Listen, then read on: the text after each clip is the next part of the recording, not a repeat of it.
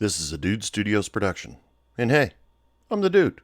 Hey everybody, how you doing? This is Hey Bartender Podcast. I'm your bartender for the evening. You can call me Dude or you can call me Anthony. It all depends on you. Some people are bad with names. We get used to it. Today's guest we have on Hey Bartender Podcast is Tyler Mortensen. You might know him from Instagram, TikTok, Facebook. His handle is mixed up with TGM. He's a cocktail enthusiast, menu designer, does reviews, editorials, among many other things. This guy was a blast to talk to, has tons of different stories, and actually goes in really deep about the history of Jagermeister. So you want to catch on to that. So let's get this show started. Laura Hope in the Arctones, would you please help me get this started?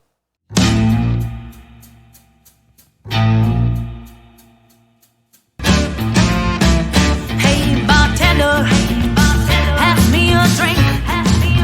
A reason that I'm here is I need time to think. All the ways of the world. Turn my face on up here. It'd be easier for me if you did. Let me see what I can do. Here we go. I realized a while back that when I do these interviews, when I can actually see the person, it's for some reason a lot easier for me to do the interview. So, Of course, yeah, no worries. but, anyway, let's get this thing started and officially welcome to Hey Bartender Podcast. Thank you. I appreciate it. You've been helping me out on my social media accounts, and you've been a big supporter of the show. I had to have you on. Well, thank you. Not to mention all your great videos and pictures that you post on all the social medias, and because I've been following you too. I appreciate that. Yeah. But as we get the show started, like I do to every bartender that I have on my show, I'd like you to give our drink special for the episode. Okay. I'm gonna go with my go-to drink would be a Jagerita. Jagerita? Okay, That's definitely a margarita with Jagermeister. Really? Instead of So tequila? you're taking out instead of tequila, you're using Jagermeister. I am probably Jagermeister's biggest fan that they don't even know. Like I'm the diamond in the rough for Jagermeister. Yeah. Pretty much anything herbal, like any of the herbal liqueurs, the chartreuse, the Galliano, like all of it, Fernet. But Jaeger's my favorite by far. And the reason is because like when a lot of people think of Jaeger, they associate it with passing out in your neighbor's yard naked, right? Like that's what. Yeah. Metallica used to talk about it a lot, and they said it contained something in there that made them want to fight or something. I don't know, but Right. For me, it's underrated. Yeah. Because I feel like you can do anything with Jaeger that you can do with gin. Because if you think about it, it's got a lot of the same components in it.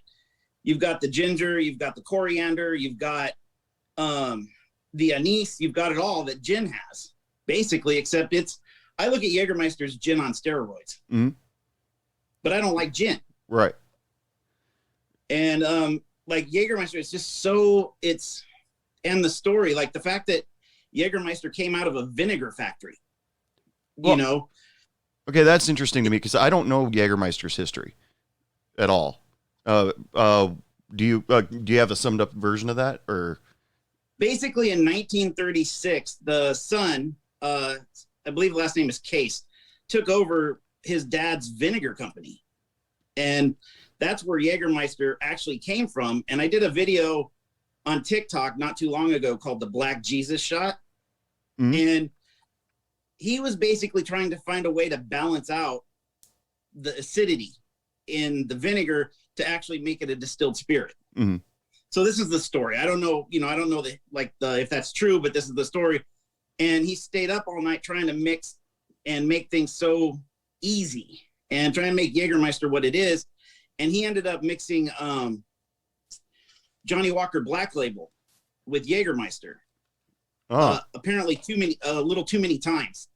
And he passed out. And as he was passed out, he had this vision of the Jagermeister and what it became. And then that's basically inevitably where the shot Black Jesus came from.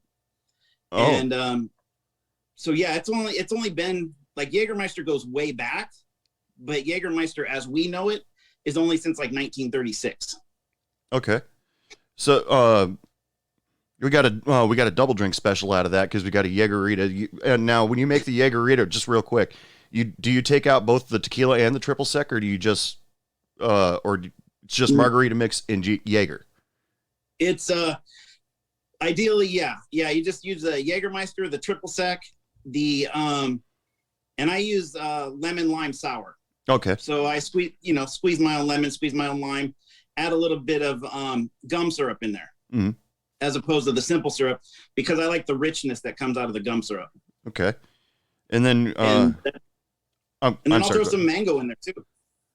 That sounds like pretty refreshing drink, like a summertime. Some bartenders, most bartenders, if you ask any bartender to, anything that has to do with margarita, they always give you that dirty stink eye look and say on the rocks, right? Exactly. But you prefer it blended? I can't drink blended drinks, and I feel like it's because I typically I run hot, like hot blooded. And I feel like I drink drinks too fast, that where I drink the slushy drinks, it gives me a headache instantly, like a head rush, brain freeze. Brain freeze, yeah.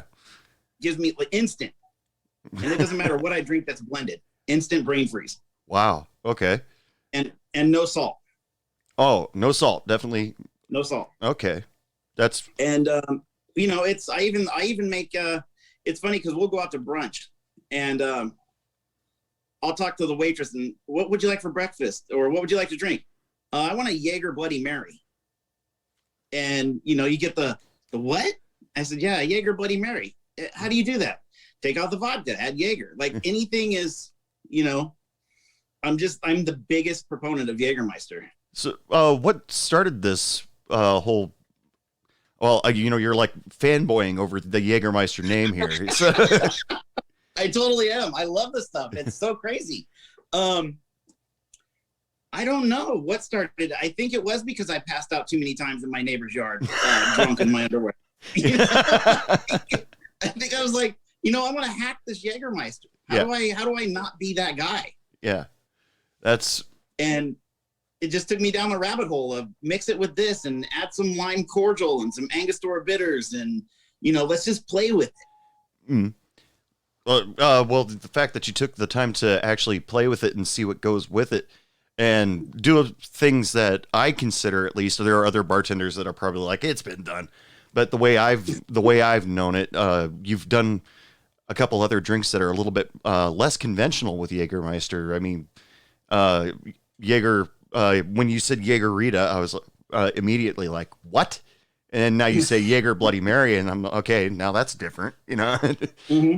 But yeah, no, totally. And you've done a lot of research on it, so that that's actually really cool. It's what a lot of bartenders don't get to do anymore is experiment. So, any experiments gone wrong, like something that definitely doesn't go with the Jagermeister, or you woke up testing too much Jaeger and drinks? All the time. Like I throw things at the wall and see what sticks, and sometimes like my bar in the garage here, there's times I'm out here and I'll turn on a movie and the next thing I know, the movie's over, because I've been trying too much Jagermeister and I'm waking up and I'm like, dang, I'm surprised my wife hasn't came to check on me yet, but it's just, it's such a fun, and it, what I think it goes back to is I remember, and this is going to get into my history, so I won't cover it too much. Mm-hmm. But I remember my mom had swamp water glasses around the house, and swamp water is a green chartreuse based cocktail. Mm-hmm. Green chartreuse, pineapple juice, lime juice, and green chartreuse is 152 herbs or 157 something like that herbs in it, whereas Jaeger's only the 57. And I remember tasting the green chartreuse for the first time, just a little finger dab, maybe when I was like 10, because I didn't know what it was. And I saw the glasses. You can look up the glasses online. They're pretty cool. They have a little alligator on them and it says swamp water, and green chartreuse did a big promotion. Yeah. And it dates back to the ancient monks. And now I've got to say this real quick. The Hey Bartender podcast doesn't encourage underage drinking. However, we all have to admit when we were young, we accidentally took a sip of our dad's beer or, or wine or something like that. But I have to, just because of some of the people that have come after me, I have to say we don't encourage underage drinking. But absolutely. Okay, go ahead. And I don't either. I don't encourage it either. My mom was the kind of person that was, you don't know until you try it, or I want you to experience this so that when you get older, you're not going to abuse it. Right. I want you to know what this is going to taste like, because there's going to be a day, and I want you to feel comfortable when you come home that this is a safe place to, if you choose to underage drink or whatever, this is a safe place. So, and my mom was a bartender. My mom was old school bartender. Sure. Okay. Cool. And that pretty much gets into the history of where I came from or where I started from. But green chartreuse is it's such an amazing, just an amazing spirit all the way around. Oh, and okay. So I don't know if you've ever messed with it or seen it or no in your past. And in the bars that I worked at, we didn't deal with that very much. I mean, you mentioned Galliano. Yes, all bars have that, the big long bottle that doesn't fit anywhere on any shelf. And the Jagermeister, but you mentioned chartreuse. I don't think I've ever worked in a bar that carried that.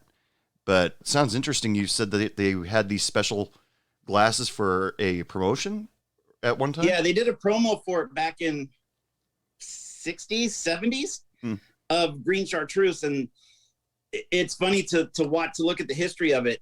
And you see that they have the old even newspaper or magazine ads for it. Swamp water, green chartreuse. And it's got the alligator and it's got the recipe and the story of the green chartreuse and all that on it. Well, you've started off a little bit with your history, so that's what I wanted to get into, to get to know you a little bit, since I've been following your social medias. When did you? We got to start at the beginning. When did you start in the service industry in general? I mean, did you start out as a bartender, or did you start as the dishwasher? Where did it all begin? If you want to go deep into the history, it goes back to actually my mom being in the industry. I was born in Des Moines, Iowa. Mm-hmm. And we lived in a small town in Iowa of maybe 200 people. That was one of those towns that you don't really, most people don't live in. They just kind of go through. And my dad was a typical blue collar worker, worked a ton of hours. I have two brothers, 7 years older and 10 years older than I am. And when I was born, like, nobody wants to hang out with the baby brother except for mom. Dad right. can't, and the brothers don't want to. My mom worked in the saloon and she worked at the cafe next door. So I went to work with her every single day from the time I was about 6 or 8 months old until we left Iowa when I was about 8. And it was every day we wake up, we go to the cafe, and then we leave the cafe and we go to the saloon. Mm-hmm. And I would just be in the saloon. I mean, it's Podunk, Iowa. Nobody's going to come through. The police are going to come through. Hey, give me a soda. And, they're not going to say, get that baby out of here or whatever. That's just, that's where I really feel like that's where my roots really, really started. I just remember as growing up, remembering some of the stories and some of the things that I saw inside the bar. Mm. And we moved to California when I was 7-ish, 8. And, my mom and my dad split up, and my mom started seeing this other guy, and he had a sister that in 86 took me to see Cocktail. Okay. Like, yeah. What bartender is not seeing Cocktail and been, I want to be that guy. Yeah. I want to be the last barman poet, Yeah.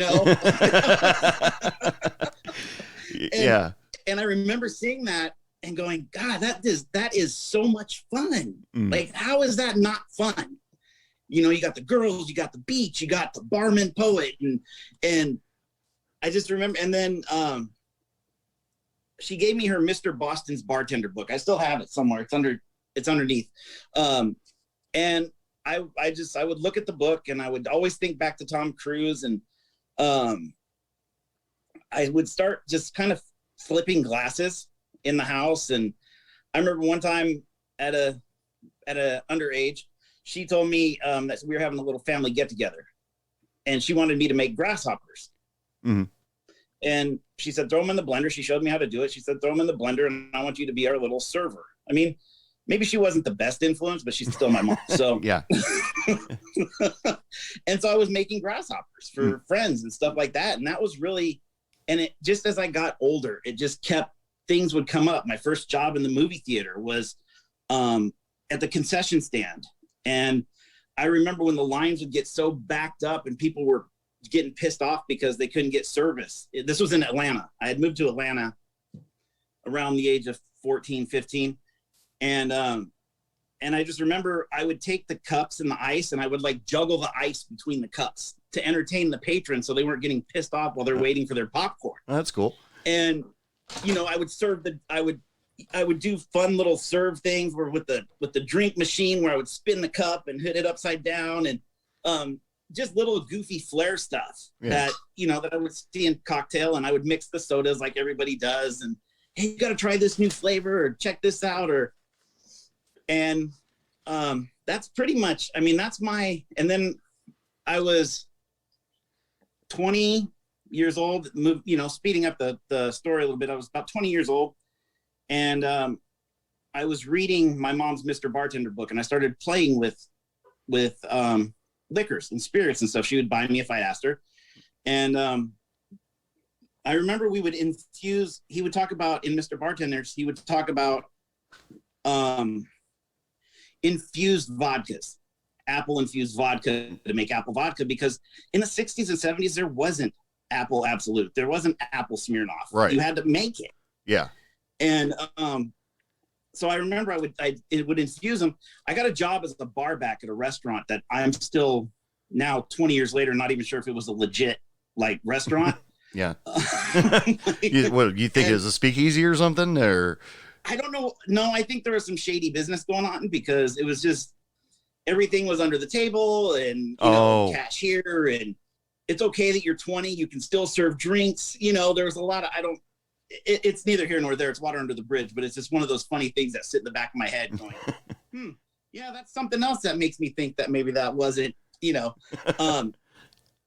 And I was bar backing for this really arrogant, cocky bartender. And a guy, it was what most people would stereotype as the arrogant bartender. Mm-hmm. You know, there's always that one guy that everybody's like, yep, he's a bartender or whatever. Yeah. And I remember he went on break, and somebody came in during a lunch shift, and they ordered an apple martini. And I had the infused alcohols in the bar, because there's a nice dark area to keep them in. And I made an apple martini with the infused apple vodka. Mm-hmm. Because I didn't know any better. I didn't know of apple pucker. I wasn't, you know, familiar with how to make an apple martini other than what I read in Mr. Bartender's book. Right. Yeah. And I made this guy an apple martini with the apple infused vodka, and he was just over the top about it. He loved it. And he would come in on lunch and order it. And the other bartenders would be like, he can't even serve you that drink because he's underage. I don't know why you're asking for it. And he'd be all pissed off and bent because I'm making this guy these drinks that he likes. So the bartender ended up involuntarily moving on. And at the point I had turned 21, so the owner just put me behind the bar. He's like, you've already know people, you know what you're doing. You have proven yourself over and over again. And he put me behind the bar. And the thing is it was never about money for me as a bartender. It was more about just having fun, because that's what I saw growing up in the saloon. Mm. People came to the bar to have fun. They came to the bar to just BS with their buddies. They came to the bar just to get away from life. Right. And if I can get you away from life just for 10 minutes, that was a big enough tip for me that I could have. And I've always felt that, you know, money works itself out in the bar industry. Right. The eventually. Tips, or it does. It will eventually work its way around. And I've always been a big proponent of that. Now, your mother working in the service industry when you were still in a baby carriage, basically, and you watching her, you spending time with her at the diner and then the saloon. Did you during all that time, did you learn a lot about customer service? Absolutely. Any because customer service, any bartender will tell you it's kind of something that you have to learn. It's not something that you can teach or anything like that. You have to know your customers. You have to. There's nothing ever very specific with one person. But did you take away anything from your mother about when it comes to customer service working behind the bar? Yeah, I always, it was always about patience, and it was always about the customer first. It was never the customer's always right. It was the customer's always first. It was, let's get to yes.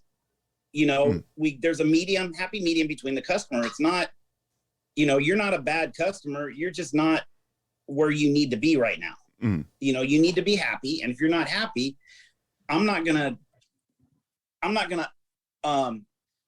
up your anger by being rude back to you. I want to figure out how you and I can get to yes the quickest way. And doesn't mean you're right. Yeah, there's a fly in your soup. Let's switch it out. But, I remember she would tell me as I was growing up, she would tell me stories about some of the customers that would argue with her over their food. Right. And I just remember her saying, you know what? Okay. You know what? Maybe I misunderstood. Maybe I misheard you. But I'm pretty sure this is what you ordered, but let's fix it. And that was how she handled everything. And to this day, when I'm teaching bartenders and training bartenders, I tell them all the time, look, I can teach you how to pour a drink. I can teach you how to measure a shot. I can teach you 100 different drinks, but I'm not going to be able to teach you customer service, and I'm not going to be able to teach you to have a personality. And those are the two things you need to be a bartender. You need to have customer service, and you need to have a personality. Right.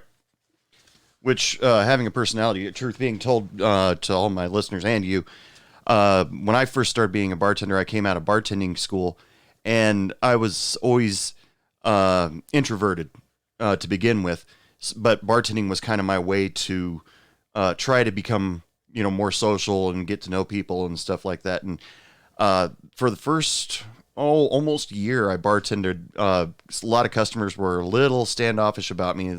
He's quiet. What's wrong with him? And I tried my best. I tried to pull, listen to comedy albums on my way to work because, so I could have a joke or two. I'd be telling Bill Cosby jokes or Bill Engvall, any of the blue collar guys.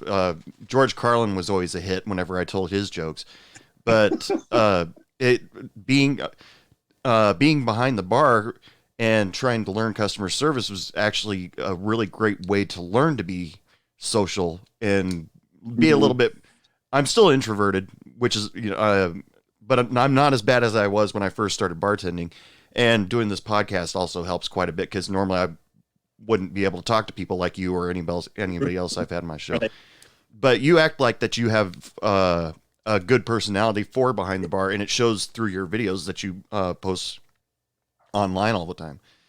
But so back to when you first got behind the bar, where you said you weren't sure about the first bar that you worked at. You weren't sure it was a real restaurant. It was a restaurant. It was a bar restaurant. And like I said, I feel like there was a lot of under the table, like, handshake type of stuff going on.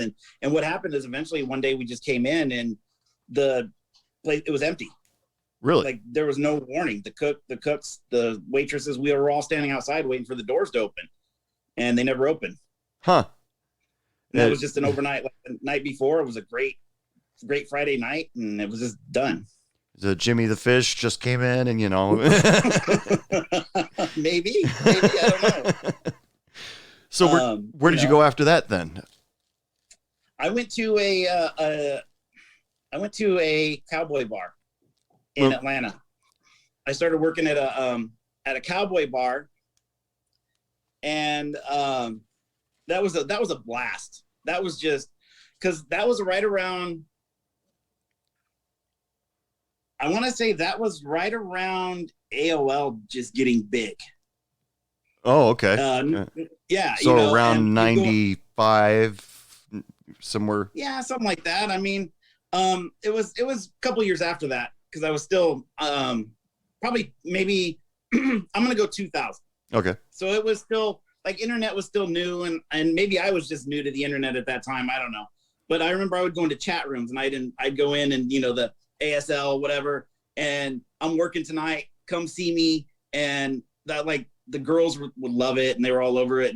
But the Cowboy Bar was just a whole different, and I learned at that place that I'm not a high-speed bartender. Really? I learned really quick. Like, I learned so quick that, like, I didn't even have to wait 2 weeks and they didn't even have to fire me. Like, I quit because I'm not that guy. Mm. And because I want to sit and I want to BS with you. I want to know your story. So this Cowboy Bar was more of a club type of situation? Yeah, it was definitely like a high speed, bands on the weekends, and people are coming in there and just wanting to let loose. Mm. And it was very much a nightclub, a bar, cowboy nightclub. Mm. And I tell everybody that like my big thing is every cocktail has a story, and it's whether it's the history of the cocktail or whether it's your story with the cocktail. And that's what I want to know when I'm tending bar, and if I want to get to know the person, I want to get to know what that cocktail means to that person.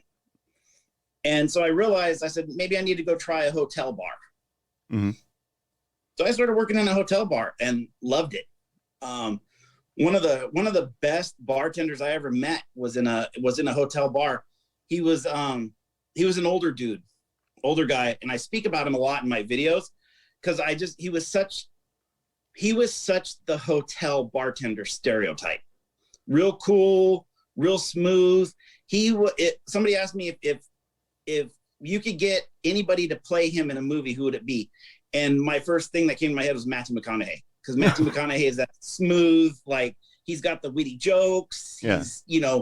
He's compassionate. He's everything. And now I'm starting to sound like my wife when I say that. Anyway, so that was George, and George was like 60 years old, 65 years old, and he had been in the hotel bar probably his whole life. And him and I just had so much fun because of the stories that he would tell of the people. And he knew how to pull information out of people. He knew, like, he wanted to know what's your story, and he would get your story out of you no matter what. Mm. And he really knew how to use the power of suggestion to get the stories out of people. And I love telling the stories about George and everything that I learned from him, just because him and I had so many good times together. I mean, from us kicking the guy out of the hotel bar and putting him in the chairs in front of the front desk, and the guy looking up at us and saying, "Man, thanks for bringing me to the bathroom. I really had to take a leak." And I'm like, "Dude, you're in the front lobby." And the guy's all, "Oh, does that mean I just pissed my pants?" And I'm like, "Yep." And because we couldn't close the bar until everybody was out. Right. And so I told the lady at the front desk, I'm like, "Find his room. I don't know where he is. We're done." And I went back in and we shut off the light. And George and I talked about that for days. I mean, we ran into so many people in that, and it was just a blast. And George was an older guy, and his wife had passed, and he had his friend that he'd been friends with forever, and his wife passed, and they moved in together. They were just two, like, Walter Matthau and Jack Lemmon. Like, that was these guys. Yeah. And I just remember George not coming in one day for about 3 days. And finally he came in on the fourth day. I went by his house and I knocked on the door, and I thought maybe it was this guy's time to go. Yeah. And finally he came in, and I guess his roommate had passed away. And just the way he told the story, "Man, I went to bed last night and he was in the recliner, and I woke up and he was in the same place and he was a damn ice cube," just listening to him tell that story about. So he was just a good dude. And I learned so much from him as far as customer service and what it means to really, truly experience the bar as a bartender and pull that experience in from the guests. Mm-hmm. That's great knowledge to have. That's something I could never do. I'm working in a cowboy bar like you did. Since I was a little bit introverted and I could pour drinks pretty fast, I would probably do okay. Most of the time I wasn't really talking all that much to the people, but But like you said, once you find a niche and the atmosphere that you can actually work in, like when I started working at the very last bar I worked at for like 4 or 5 years, it was kind of a sports bar. It gave the atmosphere of a sports bar because the bar owner was a huge 49ers fan, but I had a lot of people in there that loved to talk about rock and roll, and I was like, oh, my people, finally.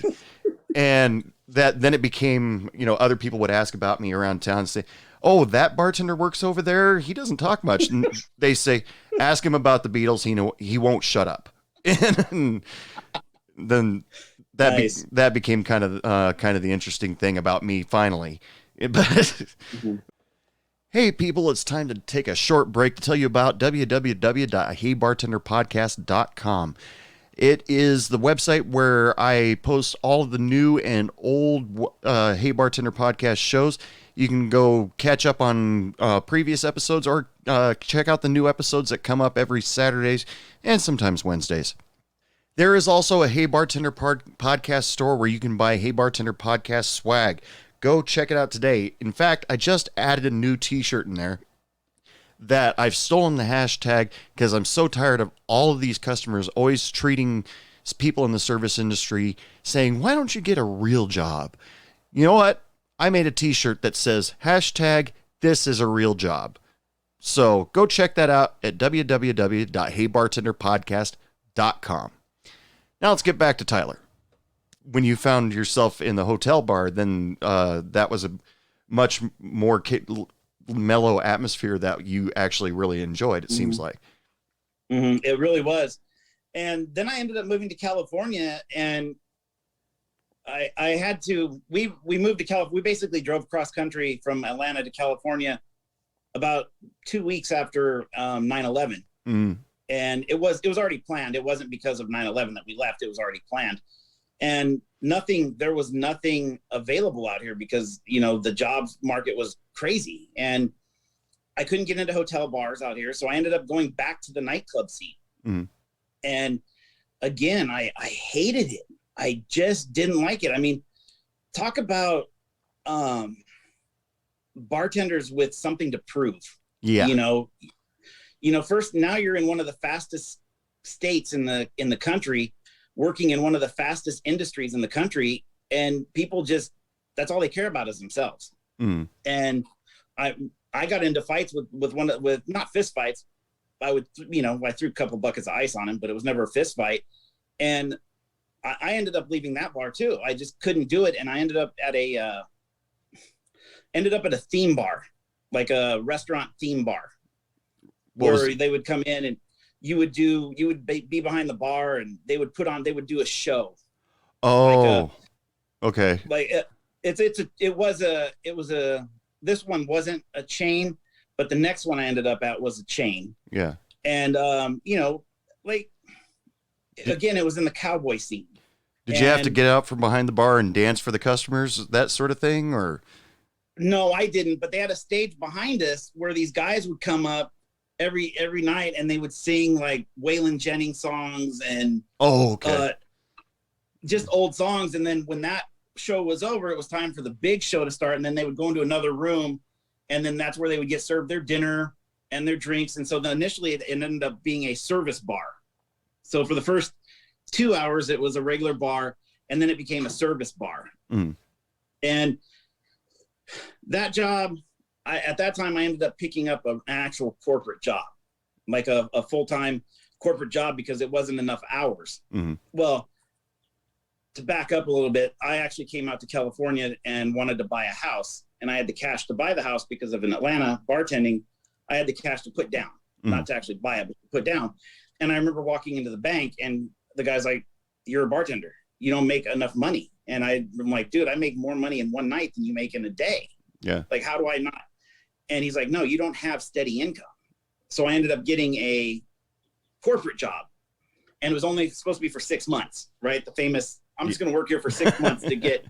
And so I was working both jobs, and at the corporate job, they would send me to trainings for like customer service and marketing and branding and everything else that I'm like, dang, I could do this for myself and for the bars that I work in. Mm-hmm.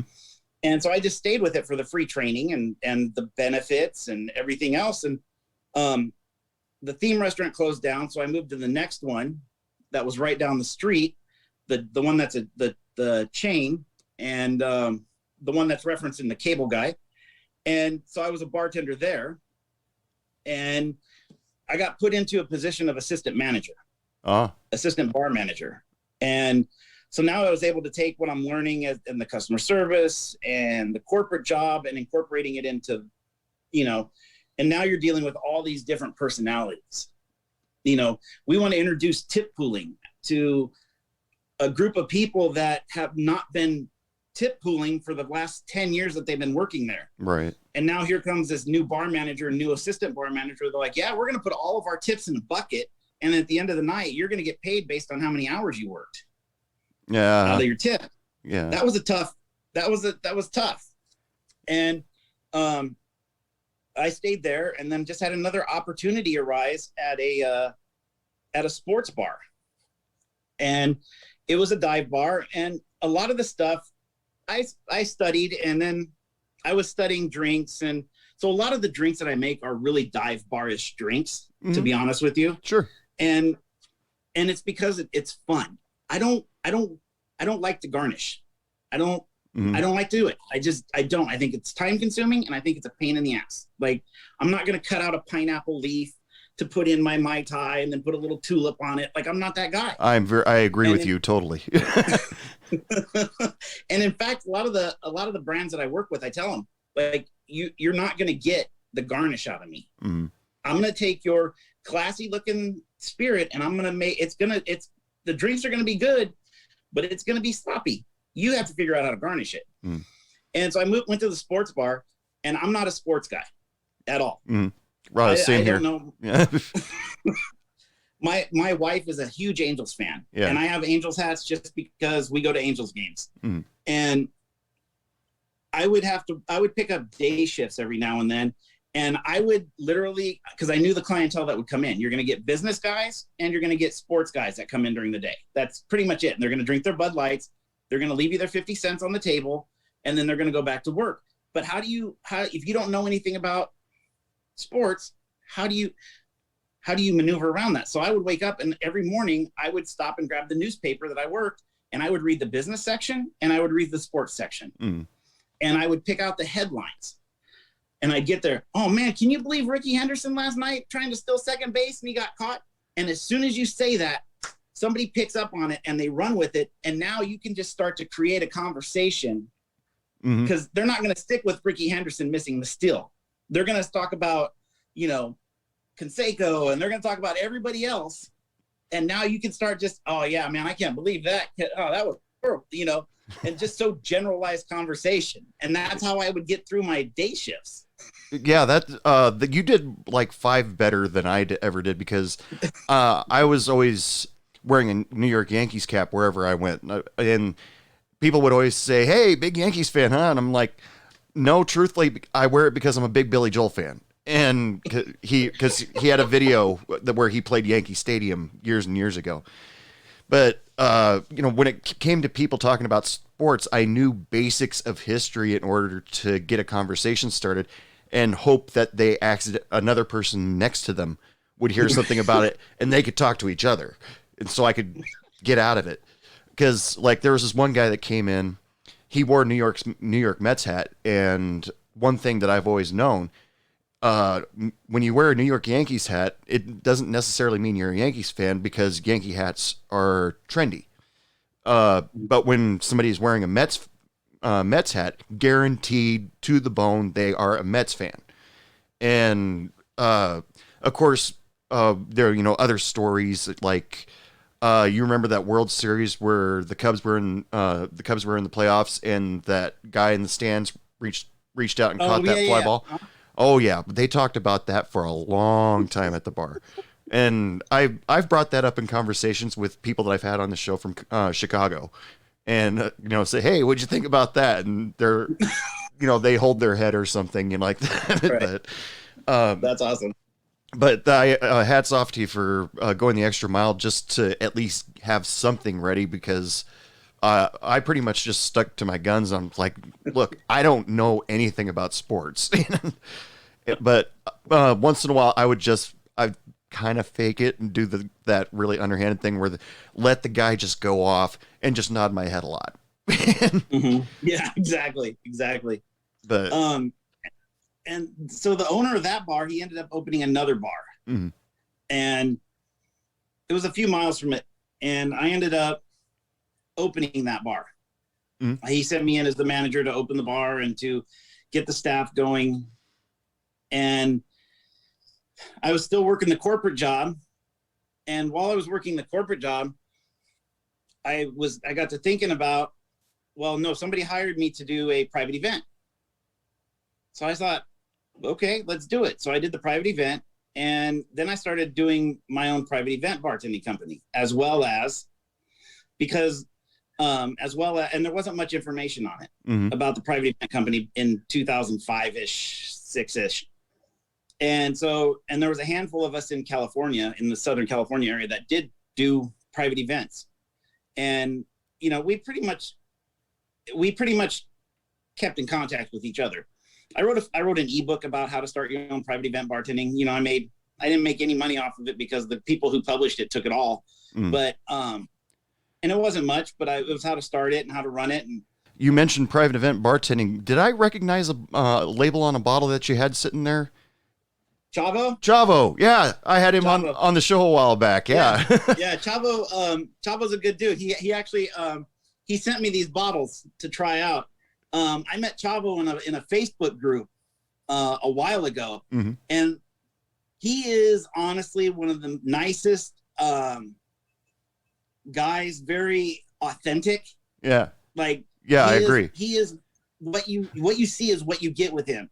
And I told him, I said, I'm gonna have it on I'm gonna bring the mix out, and I'm gonna have it on the show and see if Anthony recognizes it. Yeah. And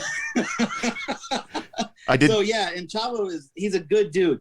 And in fact, I met him because I remember he asked a question on social media one time about something being too sweet, how to make it not so sweet or something. And I said, make an oleo saccharum.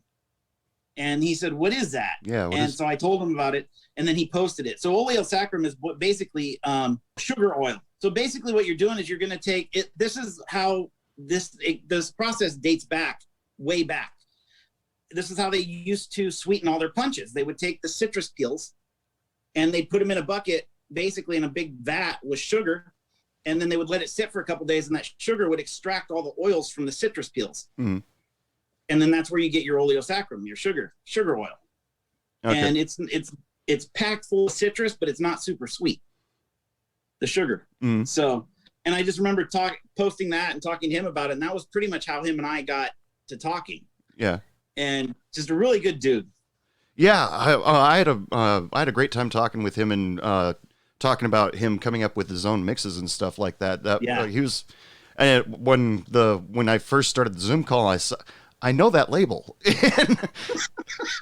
and That's funny.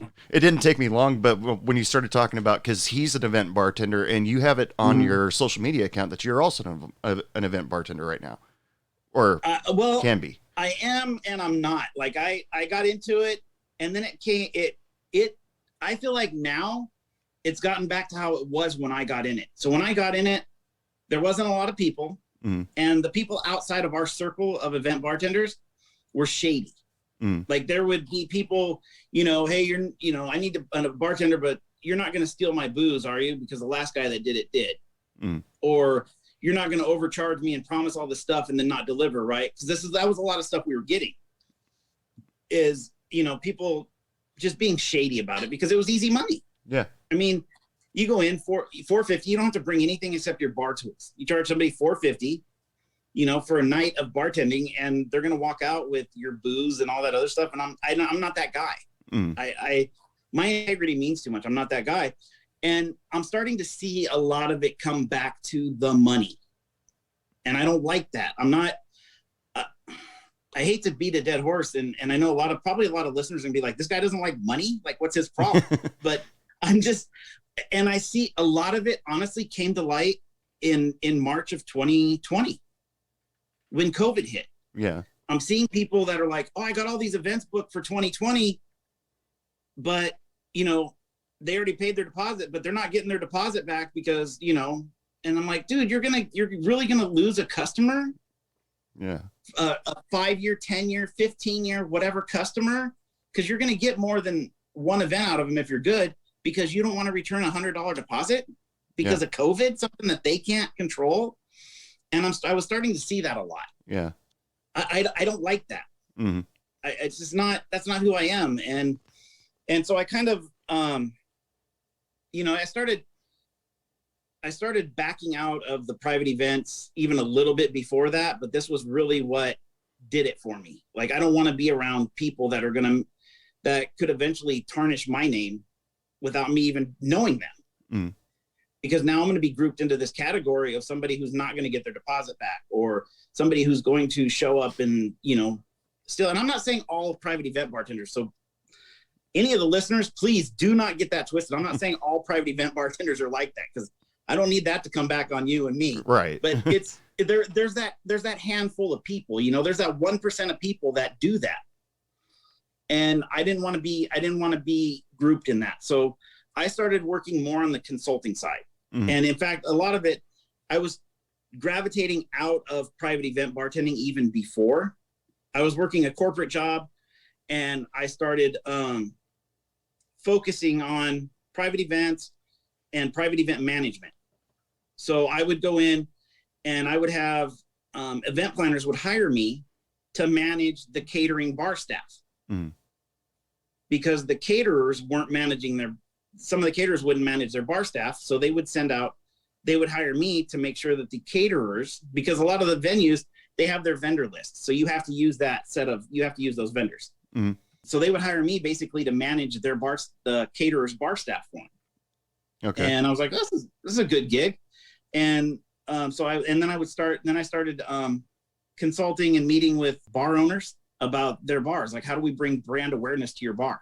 How do we bring more customers in the door? How do we, not so much of a consulting, like you're doing a horrible job running your bar, but more of a, let's get this together. Let's do some branding. Let's do some marketing. Let's do, you know, what do we have to do? Let's roll a red carpet out on a Friday night and hire 100 people just to stand in line to make the place look busy.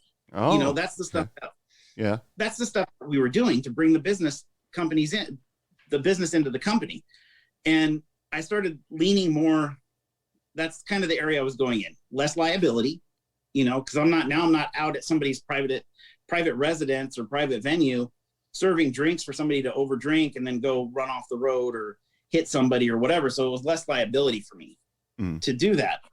And in the midst of all that, I was hearing people talk about, you know, branding yourself and branding you and be the brand and this, that, and the other. So I said, let me brand me, let me brand my initials. So that's where, I started, so TGM bartending came up out of that, which was the private event side, the management side. And then we were getting invited to, I say we because my former business partner and myself, and then we go to these parties and these events and people are like, oh, you guys are bartenders? So why are you here? You're just here to get free booze? It's like, no, dude, I'm here to learn. I'm here to have fun. I'm here the same reason you're here. Just because I'm not a sales rep or whatever doesn't mean I'm not into it. Mm. So we ended up creating another TGM media, where we were a media company. And we want to come in and we want to promote brands. And we're going to talk about the industry, and we're going to be this and we're going to be that. And it's weird because when you add media to it, it gave us a whole different, like, it feels like almost people disliked us on a higher level than they did when we were TGM bartending. Yeah. Sometimes getting disliked can be fun, but yeah, please go ahead. and so while we were trying to figure it out, we ended up coming up with, okay, people in the bar industry, they're not taking you serious because you don't have anything to say that you're a bartender. It's just you saying it. So we need to create a channel where you can make drinks and you can talk about the drinks and you can talk about the history, and then let's revisit TGM media later, but let's focus on this new brand mixed up with TGM. Right. So we started the Mixed Up with TGM YouTube channel. Horrible production. Like if you scroll back, some of our oldest videos are literally shot in the office of my corporate job with a green screen behind us or a black sheet with my portable bar set up. Yeah. Real awkward, you know, because I was afraid that my boss was going to come in and we were going to get in trouble because we're, you know, drinking at the corporate job or whatever. So Mixed Up with TGM. And it's funny because it stuck. Mm-hmm. And I don't know why. I don't know why out of everything else, Mixed Up with TGM just stuck with everybody. And so I ran with it. And so every year, and I get invited to industry events, and I'm mixed up with TGM. What do you do? I am an industry influencer and blogger. And if you want, I'll come in and consult with your bar. I'll tell you that your Saturday night bartender is over pouring the beer, and you're losing $1.50 on every beer if you want me to. But right now, I'm going to help you get customers to walk in your door. I'm going to get your business recognized on social media, and I'm going to do everything I can to make sure that you're successful. And so, you know, that's what we do every year. We go out and we meet with, well, I say every year because we go to Vegas every year for the nightclub bar show. Sure. My wife and myself, and then we just go and meet people in the industry, smaller brands, and you know, we have fun, we meet people and just have a good time. And I got on TikTok last year, right around COVID, like everybody else did. Everybody got on TikTok last year. just to consume. My YouTube channel wasn't doing anything.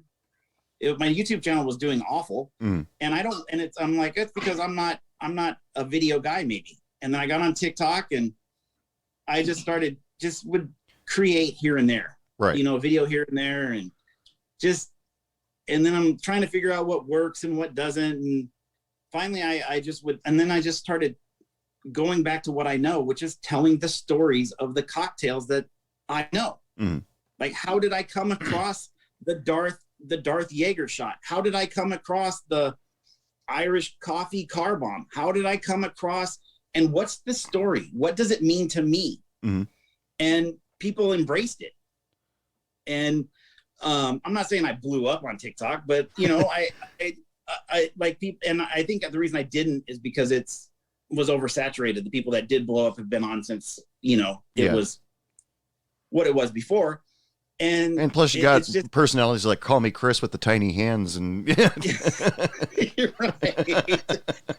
And so I just started creating, and I have fun. And like I said, people are recognizing me as Mixed Up with TGM now, which is cool, you know, for the most part. It's like, hey, like we have a friend, my daughter goes to dance class with their daughter, and he's like, hey, I was at work the other day, and these guys are like, hey, check out this guy making this drink on here. And he's all, hey, I recognize that voice. Is he like some white dude with a goatee and a backwards hat? And they're like, yeah. It's like, man, I know that guy, you know.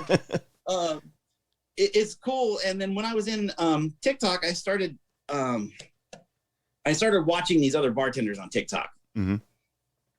And not to be like them, but I was like, hey, they're cool. Check them out. And I was watching them. And then I got invited into this group, the Bar Talk group.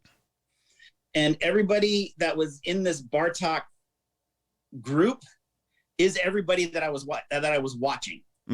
So it was cool to finally be in this WhatsApp chat with all these bartenders that I've been watching and consuming content from. It was almost like the kid from 21. You know, he goes into school and like he's the smart dude, and then all of a sudden he ends up in Vegas counting cards with all the people in his class. Yeah, you know? I remember that. I felt like, dude, this is a secret society. This is cool.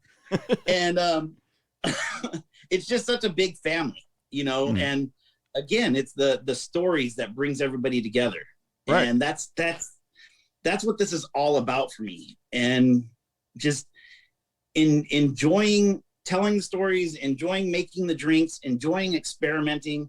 And and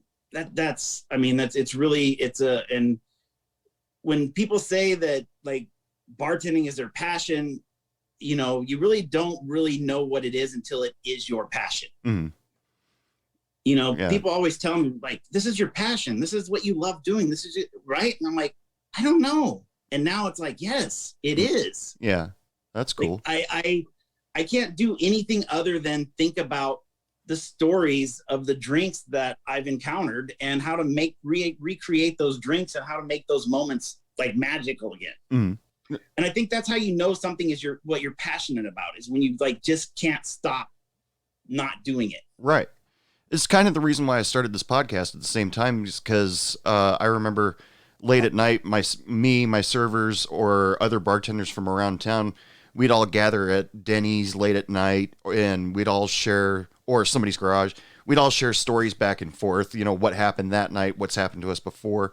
And that's kind of what the premise of this show that I developed is, because I wanted to, you know, bring on people like you to come in, talk about our bar stories, talk about our passions, why we love being behind the bar and all that. And, you know, to bring people on like you to is a lot of fun because you've got a new take, you got new stories. I mean, this year I made a vow. You've heard a few of my shows. Absolutely. And this year I made a vow that I wanted to bring on more guests than just me telling stories, because actually at one point I sat back to myself, did I already tell that story, you know?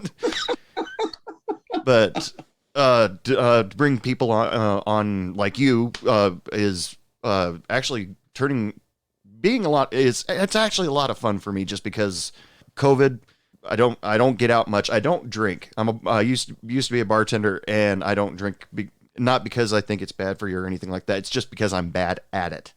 And so it was a choice. It wasn't like waking up one morning going, I got to turn my life around. No, it was just me saying, I suck at this. I'm not going to do it. But Makes sense. It's just really cool that to hear your background, is especially since I've been watching your social media feeds and seeing your refrigerator Fridge Chronicles. Yeah, Fridge Chronicles. Those I always think are hilarious. You know, you say serious things, but the fact that the Fridge Chronicles starts with the refrigerator door opening, then your head pops in, I think that's great. Yeah, that's what this podcast is about. I'm not really all concentrating on the drinks. I think there were some companies out there that were hoping that I would talk about more drink making, and all that stuff. But no, this is about the workers. This is about the people in the service industry, the people that have to hear that phrase, why don't you get yourself a real job? And, right. And you know, that's the whole purpose.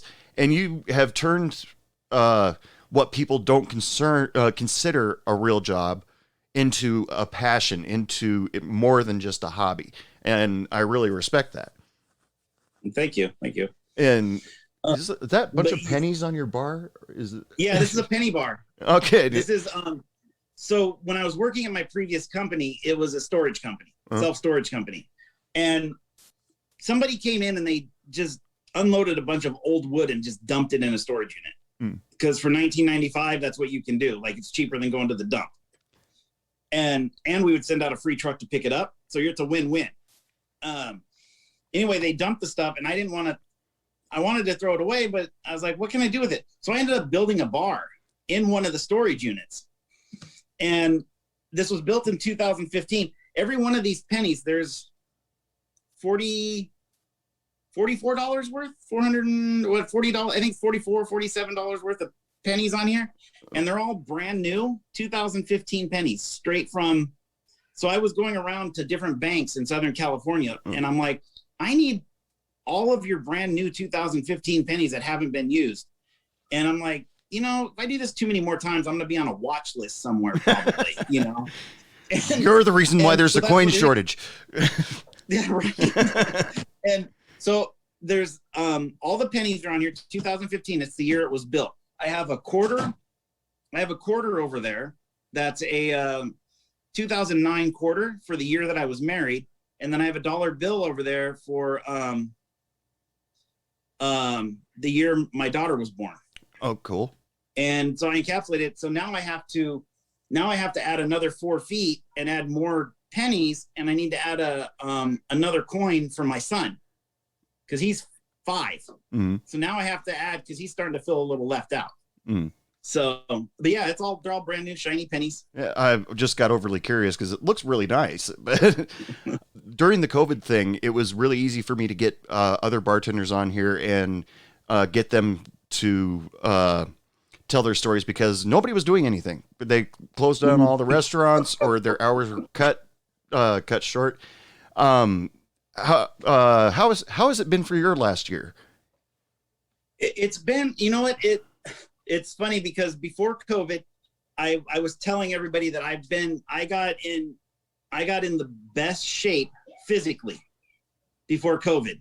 And now since COVID, I got in the worst shape physically, but in the best shape mentally. Little give and take there, I guess. Yeah. So, but no, it was good. It gave me an opportunity to really dial in what I wanted to do and really dial in what I'm doing, that, you know, and really help me dial in the media aspect of the company of what I wanted to do.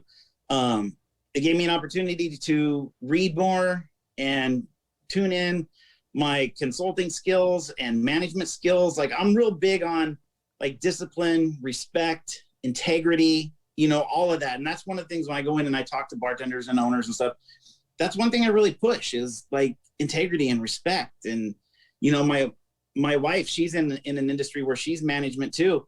And she'll talk, you know, she'll come home and, you know, and I'll say, well, you know, sometimes the employees are the way they are because you allow them to be that way, you know, and that's a tough pill for people to swallow when you say, you know, your business is failing because you're not a good boss. Right. And, you know, sometimes you have to be comfortable having those uncomfortable conversations. And that was one of the things I really, really learned during COVID. Like, get comfortable having uncomfortable conversations. Right. And the way you do that is you just start, I call it cold calling people in the grocery store. When you're in the grocery store, just cruise up. Hey, how's it going? How's it going? Oh, you know, okay. Nice dress, nice shoes, nice tie. How's your day? You know, like, and I wouldn't do it as how's the weather, because like we're in a grocery store. We've all been outside, so we know what the weather's like. So, you know, hey, how do you pick out your oranges?